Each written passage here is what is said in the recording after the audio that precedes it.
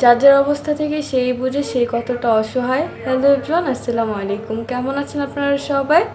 দেশ স্বাধীন করলো ছাত্র সমাজ আর ভাঙচুর করছে টোকাইরা।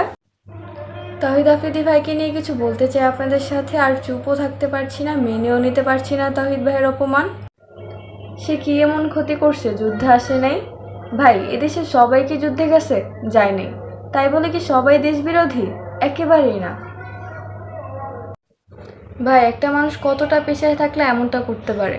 আসলে প্রত্যেকটা মানুষের জীবনে এমন কিছু মুহূর্ত থাকে তখন সে পরিস্থিতির শিকার হয়।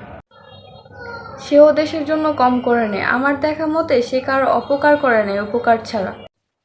তারা দেশের পরিচিত মুখ, সেজন্য আপনারা যা করতে পারছেন তারা সেটা করতে পারে নাই। সবাই তো আর সব কিছু করতে পারে না, এটা আপনাদের মানতে হবে। অনেকেই ফ্যামিলির চাপে, রাজনীতির চক্রে, মানুষের হুমকি ধামকির ভয়ে ছাত্র সমাজের সাথে যোগ দিতে পারে নাই। আফ্রিদি ভাই তো ছাত্র সমাজ নিয়ে পোস্ট করছিল, কিন্তু তাকে ভয় দেখায় সে পোস্ট নাকি ডিলিট করানো হয়েছে।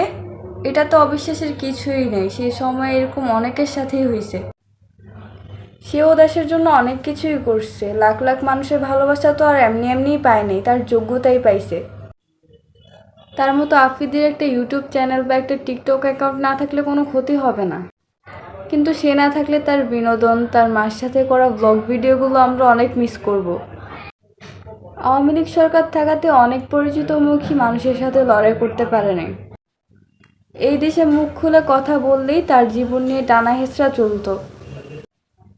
কি সরকার ছিল আমাদের শেখ হাসিনা, আল্লাহ তাকে হেদায়েত দান করুক।